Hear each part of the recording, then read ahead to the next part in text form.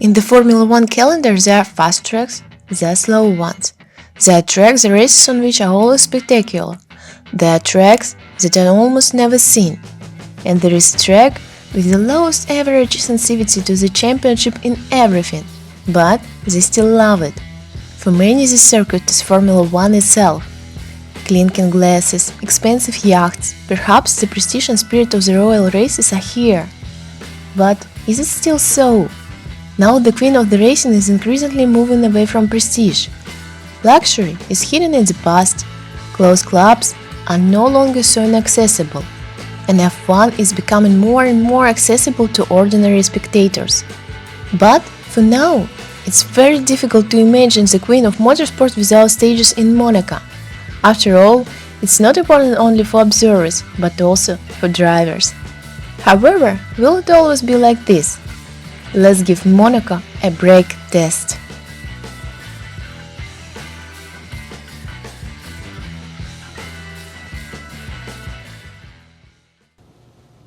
Everyone knows Monaco for its casino luxury yachts and small square, and they even represent it as a part of France, and sometimes Italy.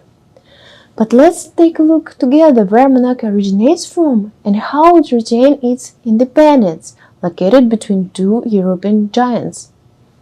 Also, this is not entirely correct. The very first settlement found by archaeologists on the site of present-day Monaco dates back to the 10th century BC. It was founded by Phoenicians, sea people who lived in the territories of present-day Syria, Lebanon, and Israel, and until the rise of the Greece and Rome dominated trade in the Mediterranean. By the way, it was they who founded the city which became the main enemy in the history of Roman Republic of the Carthage. True navigators who sailed so far from home simply had to worship the god of navigation, Melkarto.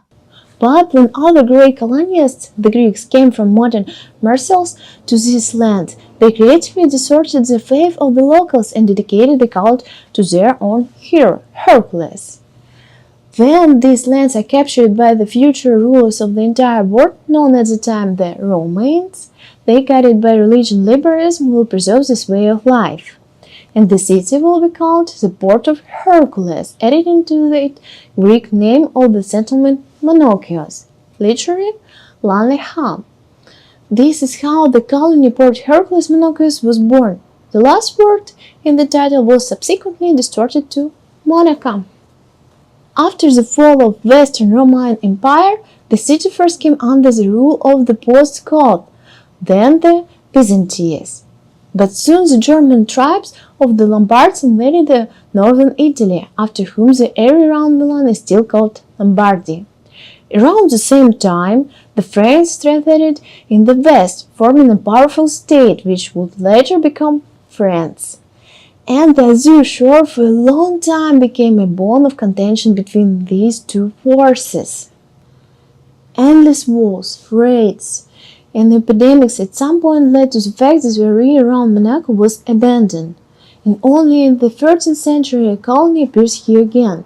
Settlers from the nearby Genoa, which would long lay claim to the title of the trading capital of Europe, built a fortress on the coast cliff, capturing which by force will be impossible for a long time to come. But it will be possible to capture it with cunning. When the civil war broke out in the Republic and supporting the emperor's secret Ghibellini settled in the fortress, supporters of the Pope of the Guelphs, led by Francesco Garibaldi, entered the city under the guise of clergymen. This moment is considered to be the beginning of the modern history of Monaco, as well as a starting point for the rule of Grimaldi dynasty, which governs the principality to this day. By the way, two Franciscan monks have been depicted on the coat of arms of the state since then. The end of the era of the Crusades, which made Genoa rich, then the straight-handed of the Ottoman Turks, who cut off the Republic from the colonies in the Crimea, became the once great trading state. His territory began to change hands. At some point, even the Spaniards took possession of the Azure shore. But, nevertheless, France remained the dominant force in these parts, to which Monaco joined right up to the very era of the Napoleonic Wars. After the collapse of the Empire of Bonaparte, the principality was ceded to the Kingdom of Sardinia-Piemonte, which will soon begin the Risorgimento, unification of Italy. The French supported this process and, as token of gratitude, again received possession of the long-suffering territory on the Azure shore. Monaco tried its best to maintain the widest possible autonomy, renounced the rights to almost all of its territory, and left itself only 20th part of it, but in return received legal independence, becoming one of the few small states in Europe. According to the annexes to the treaty, Monaco undertook not to transfer its territory to anyone except France, and by the beginning of the 21st century, this clause of the treaty was no longer valid.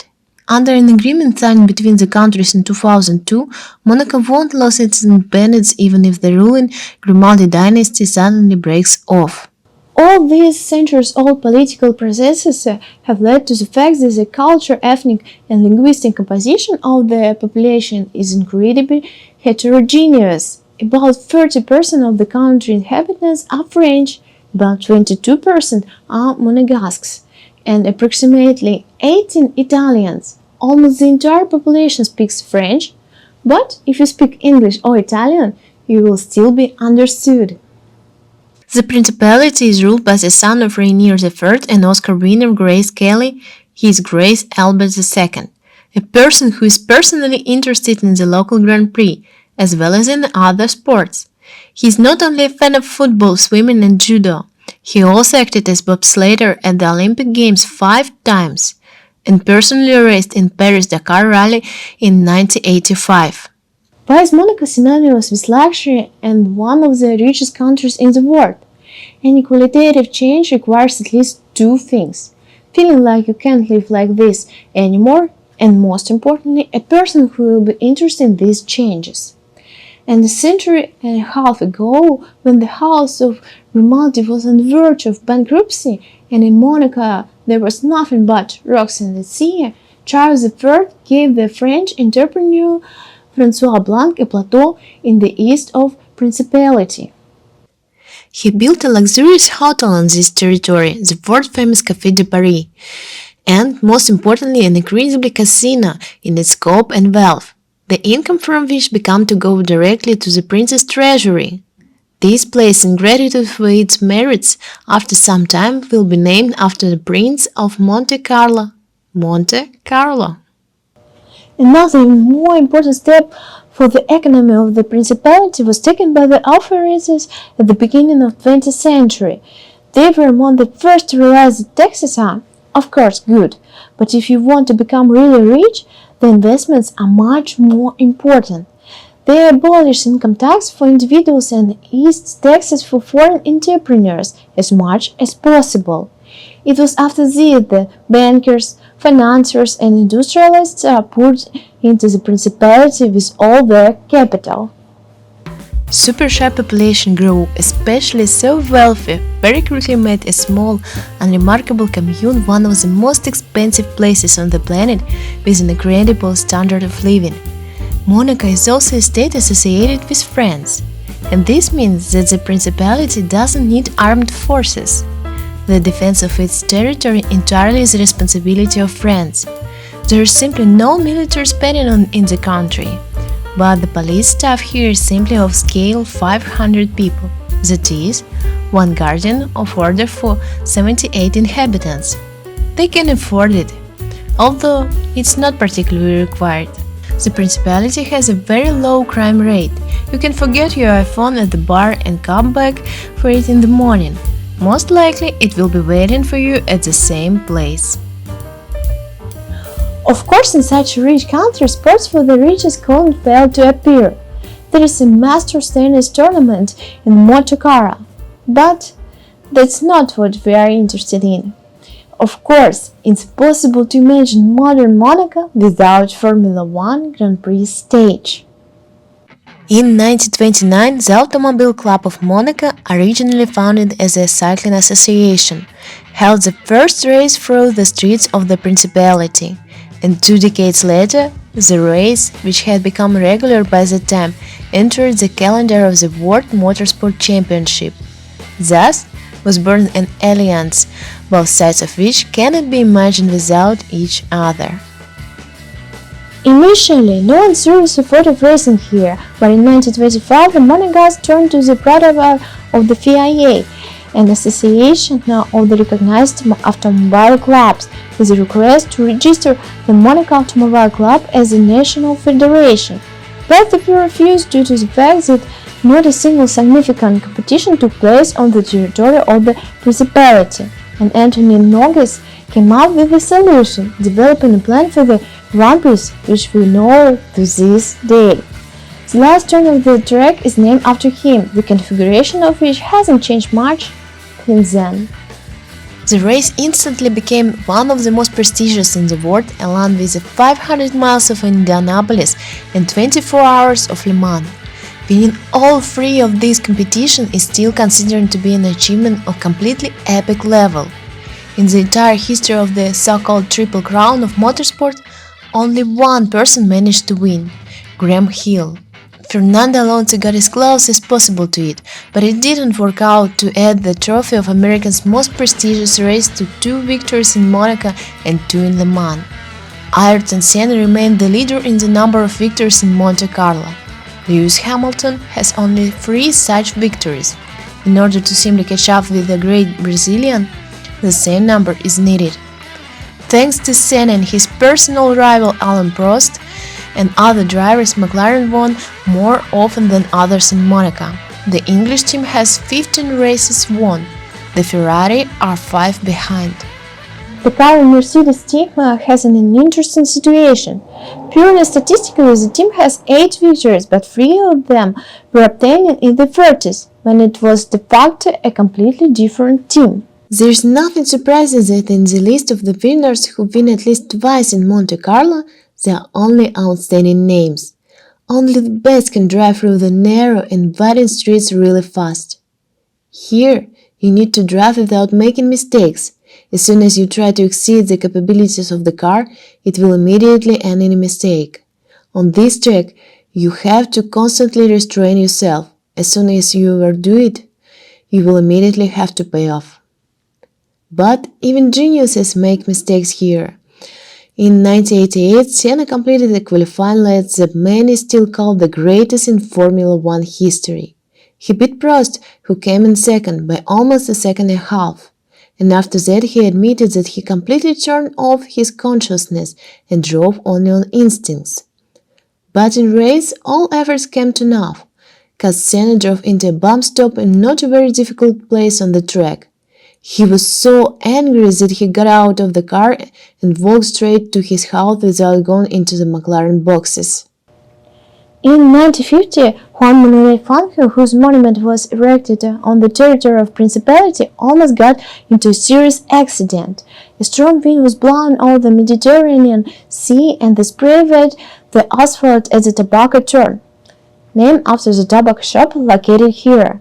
Luckily, Fangio saw in time that the eyes of the spectators were riveted not to him but to the turn and slowed down. 5 years later, another tragedy almost happened. Alberto Ascari pursued Sturm Moss with all his might. Towards the end of the race, the Brit had problems and had to end the race. But Ascari failed to take advantage of this. The Italian's Ferrari lost control due to spilled oil and flew straight into the sea. Paradoxically, the tragedy was avoided due to the low safety standards. The lack of seatbelts allowed Ascari to leave the car quickly. The Coast Guard reacted immediately and picked up the racer as soon as his helmet was above the surface of the water. However, for exactly the same reason, due to the lack of the seatbelts, Ascari died less than a week later. On the track in Monza, his car overturned and the rider flew out of it, dying from his injuries. There were other legendary moments on this track. In 2006, Michael Shumacher made a mistake several times during the fast qualifying lap, after which he pretended that he didn't fit into the turn and stopped the car. With today's huge cars, such an incident would have resulted in red flags, but in those days they were limited to yellow ones. Nevertheless, Fernando Alonso, who was eager for pole position, had to step off the gas, and Schumacher happily went into the boxes. The best time was behind him. But only at the end of the qualification, the steward said that the car was stopped intentionally and recorded the result of the 7-time champion. Many writers called the episode of dirties they saw in Formula One. Shumacher himself did not admit his guilt. Another recent moment that has remained memorable is the victory of Daniel Ricciardo, the so-called redemption that took place in 2018. He was close to this in 2016, but then he wasn't lucky. The Red Bull Racing team let him down, making an atypical mistake during a pit stop. But 2 years later, luck favored Daniel. Although the victory was given at the cost of incredible efforts, he had to demonstrate all his skills to keep the lead, because the power plant in his car began to lose power, and the rear brakes overheated. How does the Monte Carlo prepare for the race? Does the whole city stop there? Surprisingly, but no. 6 weeks before the Grand Prix, the roadbed is laid along the entire length of the track, and they do it exclusively at night to avoid traffic problems. 14 days before the Grand Prix, dozens of cranes begin to build temporary structures, transition, stands, and pit lane. They come to the track in the form of separate ready-made blocks. Then they are assembled as a constructor. The organizers are trying to minimize inconvenience to residents. During the period of work, the territory of the track is closed for pedestrians only partially, and completely exclusive on the days of Grand Prix, and then on until the evening. The stands of the Monaco Grand Prix are designed for 37,000 spectators. There is nowhere else in the world less, but in this case the organizers have a solution. Hotels and houses along the track also sell places from which is convenient to watch the race. Thus, attendance of the Grand Prix reached 100,000 people. This race is so special that it is the only race allowed to break the FIA standard distance of 350 kilometers. For 78 laps, races pass here only 260 kilometers. That is just for all the features and importance for Formula One, the future of the Monaco Grand Prix remains in question. If even 15 years ago overtaking here was although extremely difficult but possible, now it's difficult for modern cars to fit into corners together. And the straight isn't long enough for zero zone located on it to give any tangible advantage. This is why the result of qualifying almost always predetermines the outcome of the race. As we have already said in the video about FIA, entertainment is important for Formula One, otherwise it will simply go bankrupt. However, there is no other track, perhaps besides Nordschleife, which will punish mistakes so ruthlessly.